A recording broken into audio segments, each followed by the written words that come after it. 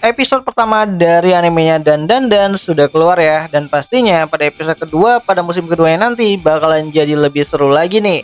Harusnya. So jadi mari kita coba bahas lagi mengenai isi dari episode ke-14 atau episode kedua pada musim keduanya dari animenya Dan. Spoiler ya, tentu aja video kali ini tersendiri bakalan jadi video spoiler. Jadi jika kalian itu tidak keberatan, yuk mari kita coba lanjutkan. Nah, jadi setelah transformasi Okarun yang tidak stabil ya dari efek cacing besar Alaska dan menyerang si Jiji gitu kan, yang mana seingatku tidak ada panel yang memperlihatkan Okarun yang menyerang Jiji yang ada di manganya, melainkan Okarun yang mencoba untuk melukai dirinya sendiri karena pengaruh dari cacing besar Alaska yang bisa mempengaruhi kebenaran dari orang lain hanya dengan suara dan frekuensi yang ia hasilkan.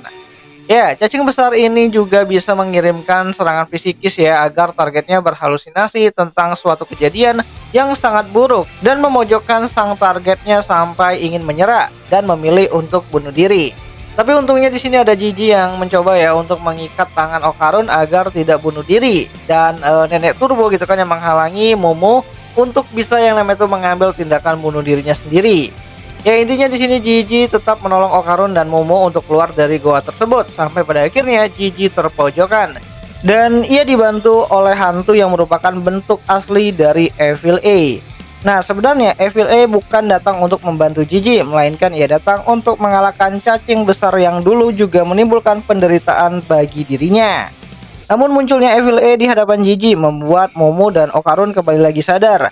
Namun Nenek Turbo menyarankan untuk mereka tidak melihat mata Evil A, karena kalau mereka ingin selamat gitu kan, mereka harus tidak menatap matanya dari Evil A itu sendiri, karena kalau menatap matanya Evil A mereka akan menimbulkan rasa ingin bunuh diri saat itu juga. Nah tanpa basa-basi Okarun berubah dan langsung menebas kepala cacing besar yang ada di hadapannya. Namun sayangnya kepala cacing itu tumbuh kembali, yang membuat Jiji dan Momo harus mengatur ulang rencana mereka dan kabur dulu dari sana. Dan di saat yang bersamaan, Evil A mencoba untuk mendekati Jiji dan membuat Jiji melihat masa lalunya yang sangat kelam. So singkat cerita, pada dahulu kala ada anak yang dikurung ya di dalam sebuah gubuk. Anak tersebut itu selalu saja melihat ke arah jendela, tempat di mana ia melihat anak-anak seusianya bermain dan menari dengan bebas. Dan anak yang ada di dalam gubuk tersebut itu hanya bisa meniru gerakan tari anak-anak lain di dalam kegelapan gubuk tersebut. Namun suatu hari anak tersebut itu dikeluarkan dari gubuk dan bukan karena ia dibebaskan, melainkan ia akan dijadikan tumbal untuk bencana gunung meletus yang ada tepat di tempat tinggal masyarakat di sekitar sana. Ya, anak di dalam gubuk tersebut itu adalah anak yang dipersiapkan untuk menjadi tumbal saat bencana besar terjadi. Dan kepercayaan masyarakat kuno yang mempercayakan kalau ular besar penunggu gunung akan berhenti marah jika ia telah diberi tumbal anak manusia. Dan di saat-saat terakhir kematian anak tersebut gitu kan, anak tersebut itu berdoa kalau ia setidaknya sekali saja bisa bermain dengan anak-anak lain seusianya. Sampai pada akhirnya ia tersadar bahwa dia sudah menjadi sosok roh yang tertinggal di dunia manusia. Roh anak tersebut itu mencoba untuk mengikuti salah satu keluarga yang juga memiliki anak kecil seusianya, di mana roh tersebut itu mencoba untuk mengajak bermain ya anak laki-laki yang ada di keluarga tersebut.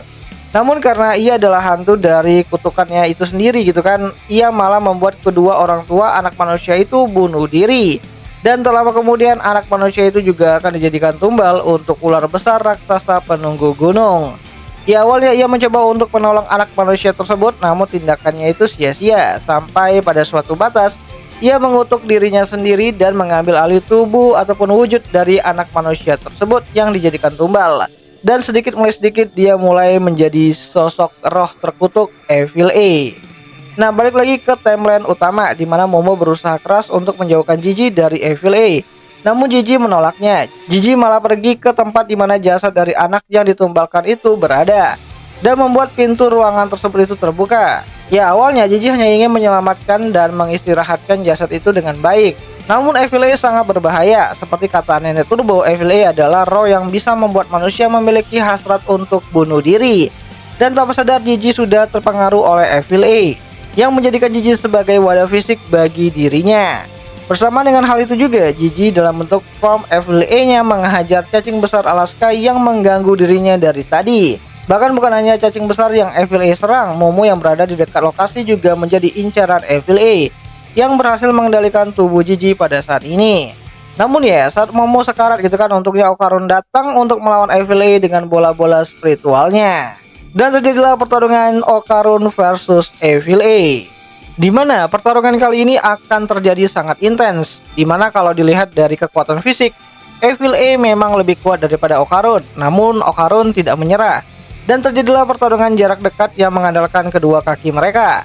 Ya untungnya Okarun cerdik di sini ya, selagi efek pertarungan masih terjadi. Ia menggendong Momo dan membawa Momo jauh-jauh dari Evil A. Ya, dengan kecepatan Okarun bisa dengan cepat kabur.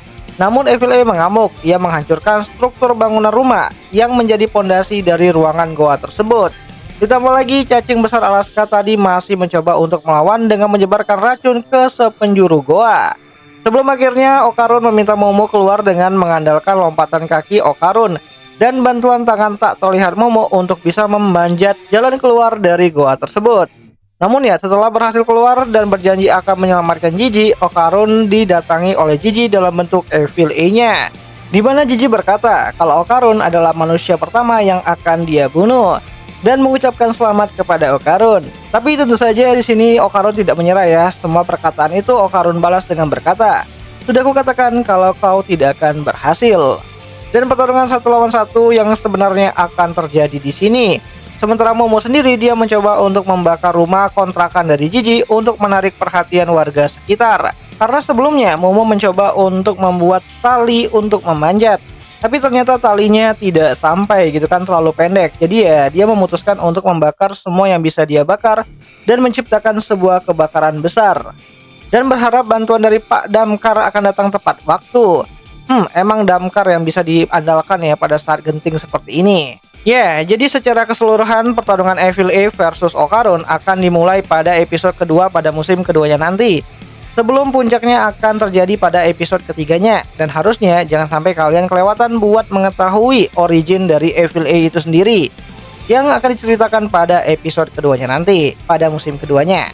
Yang kekuatannya cukup merepotkan ya, merepotkan Okarun hingga beberapa arc kedepannya. Karena memang sangat sulit ya untuk menaklukkan si Evil A itu sendiri.